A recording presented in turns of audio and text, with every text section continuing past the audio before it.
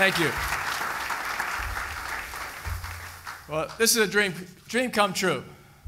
I want to thank Pat, next basketball coach at USC. I still can't believe it. This has been a dream of mine since I was a young child. Grew up in a basketball family. My father was a ninth grade coach for 20-some years, a varsity coach in a small town in Shippensburg, Pennsylvania. So to be here in front of you today is just an unbelievable dream, something I've been working towards for many, many years. It's an honor to be here at one of the greatest institutions in the United States. I used to drive by USC. My brothers lived here for 15 years. I used to drive by this place and say, wow, what a great place. And to be in front of you is just overwhelming, and it's a great sense of personal pride to see all of you here. Family to me is the most important thing. When I met with Pat and the administration, they portrayed this family atmosphere, and it's true. I have a wonderful family. I have 2 siblings. My brother lives here. My sister lives in Washington, D.C. My parents still live in the same town in Pennsylvania. I look forward to bringing them onto this campus. That's why I left the NBA to come to college. I wanted to be part of a college environment, have my kids grow up around a college environment. And I look forward to meeting everyone in this room and many more people on campus. A background about my life, I did go to Johns Hopkins University, went to business school at Maryland, was in the MBA, and when I was in the transition period doing some MBA consulting, I lived in New York City and worked out at a health club in Manhattan and used to play pickup basketball. And I was in my 30s, so I said, it's about time to find a wife and settle down. I didn't want to be too old to have children. But the NBA lifestyle was difficult. I was fortunate to play at a nice health club in New York, and we used to play pickup basketball. And if you lost, you'd have to wait for 30 or 40 people, and you wait an hour sometimes to get back on the court, so you didn't want to lose. And I just happened to play with this beautiful woman and her husband. They would play, and they were models in New York City. And this girl, Jenny, she's a big-time athlete, and she used to always want to be on my team. And her husband was great, too. But I used to pass Jenny the ball. Well, a lot of other guys wouldn't. So I'd make sure we'd be up. I was still in pretty good shape back then. And I used to pass her the ball. She could make some shots. And got to be good friends with Jenny and her husband, Arlen. And all of a sudden, one day, Jenny comes up to me and says, hey, Andy, I know you're a coach. I'm trying to go to the NCAA tournament game in Boston. There was an NCAA first-round game in Boston. We were in New York City. My friend has tickets. Are you going to go? Maybe we can meet up with you in Boston. I said, yeah, I'm going. In fact, I'm planning on driving up in 2 days. I said, how are you getting here? She said, well, we're going to fly. I said, don't fly. I'm happy to drive you and save you $1,000 in tickets and drop you off wherever you want to go in Boston. So she said, oh, that'd be great. Let me check with my friend, make sure it's okay. And she came back the next day. She said, sure, just pick us up. We'd love for you to take us. So the next day, I get to go to Boston. I'm ready to go. I get in my car. I drive up to the Starbucks in Manhattan. And out of the Starbucks walks Jenny and her friend, Amanda. They got my car, and I said, oh, this is going to be a great trip. Thank you, Lord. This is going to be a great trip. Well, it was a great trip.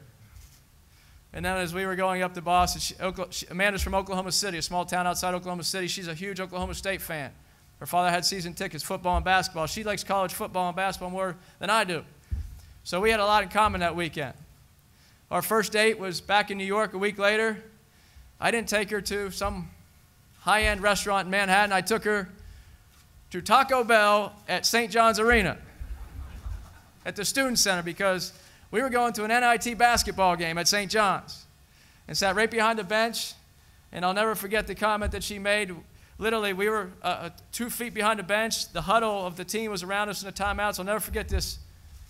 After the second media timeout, the sweat was flying off the players. A few drops landed on her, and she looked at me and said, do these guys always smell like this?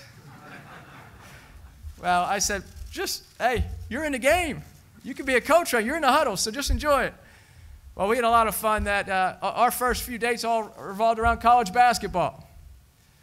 Amanda would go into a sports bar in Manhattan by herself And when you're a female going into a sports bar in Manhattan, you're one of very few females in the bar. She'd sit by herself and tell the bartender to put on a Oklahoma State football game on the one satellite. Of course, they couldn't play it out. It'd be a riot if you put OSU on the whole screen. But she would sit by herself and watch OSU football by herself. And I said, man, that's the type of woman I want to be married to. Whenever you have that passion for sports well, we moved on from that. We were married, and she was a successful model in New York.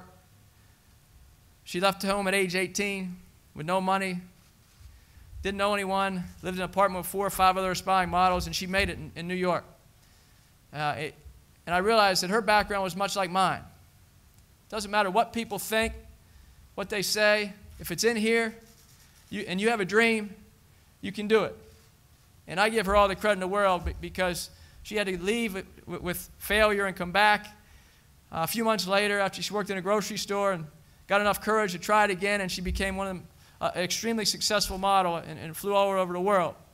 And when I met her, she was still in the prime of her career. Well, then, I wanted to get into college coaching. I had a great opportunity at Florida State University. And this woman over here gave up her career in her prime to be a coach's wife and start a family. And we moved to Tallahassee, Florida, which is a great place, but it's not Manhattan. It's not Los Angeles or Milan or Paris or London, wherever she's been. We have 3 beautiful young children. We had a great time at Florida State. It's a football school like this. Helped Leonard Hamilton, my boss there, build the program up. Went to 3 or 4 straight NCAA tournaments. I went to 3, a Sweet 16 appearance. Won the ACC last year in my first year as a head coach. Those guys that we helped build the program with, and I give Leonard amazing credit because he's a master at building basketball programs, and I learned a lot from that. He was at Oklahoma State, at Miami, and then Florida State, and he learned how to build programs. And so when I was prepared to take a head coaching job at Florida Gulf Coast University, I had to build a program.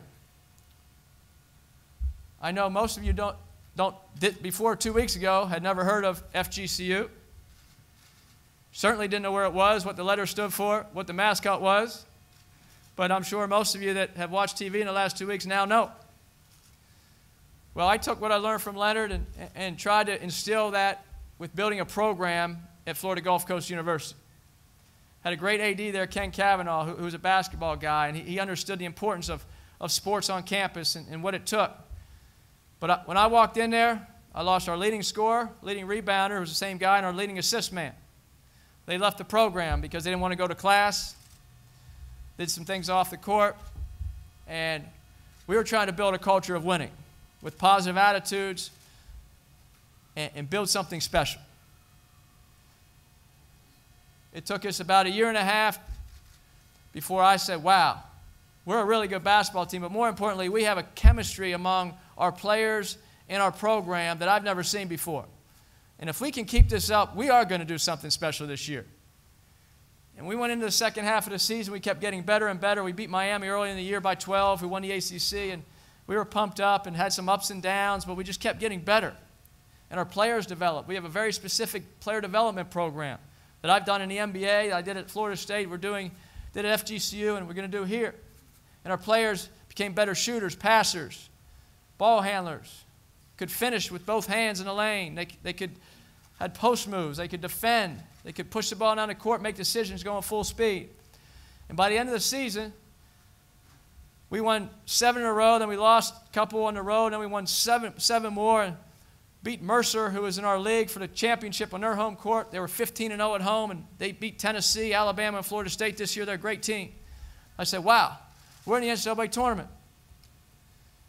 Had Georgetown, the Big East co-champ, in the first round. I said, you know what? Our players are talented enough because we've done that development, and they have that team chemistry like I've never seen.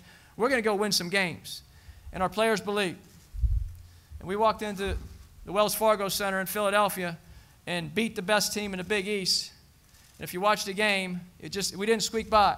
We scored more points, 78, than any team all year on them because we play an up-tempo, very controlled style. We try to score in the first 7 seconds of the shot clock. We push the ball. We defend. We're top 20 in the nation in steals. My shooting guard was third in the nation, Bernard Thompson, third in the nation in steals. And we ran and we threw alley-oops and we kicked out, we hit threes and we defended. It was something we had worked for the last 2 years. It was unbelievable to see how good our players were at that time. Then we went into the second round against San Diego State, who had such a tremendous year, and what a great coach they have. And we scored 81 points in that game with the same style and the same flair. And now we're in the Sweet 16 at Florida Gulf Coast University. And that was something that you might say, well, how did you get there? Well, that was 20 years, maybe 30 years of me sitting on the couch with my father watching ACC basketball growing up and going out in the backyard and dreaming about having my own program and learning from Mike Dunleavy, who I coached in Milwaukee, Rick Pitino in Boston, Leonard Hamilton at Florida State, learning from all the great coaches I've watched and coached with and against, and implementing a style of basketball and a culture of winning to be successful. And that's what we did. And I'm so proud of those players. And it was a most heartbreaking few minutes of my life when I told them I was coming to USC. But at the same time, this is still a dream. This is where I want to be. And I know they say, well, you're an East Coast guy. Well, if you're a basketball coach, you can coach anywhere. If you can recruit anywhere. And if you have a winning culture and a program, you can win big anywhere. And I often dreamed about having a place like this that has the tradition, the resources, the support of the fans, the community, the administration, the student body, the Galen Center, one of the nicest places to play in the country, a Los Angeles recruiting market where I can get my car and drive and see numerous great players within the same day or 2 days instead of getting on a flight and having to fly all over the place. To have a national brand where players from all over the country and internationally will come and want to go to school here because it's a top 25 or 30 academic school in the country. Some of the programs are ranked even higher. To have great graduate programs and to have the tradition and the excitement of what USC can bring. So this is a dream for me. And my family looks forward to becoming part of the Trojan family. I know it's going to take a while before we can all sit down and talk, but I look forward to that. So I want to thank you for believing in me, Pat, and the rest of the administration. And one thing I can say, I'm going to show up every day in this office with my coaching staff and make this a better place than it was the day before, and I look forward to it. Thank you.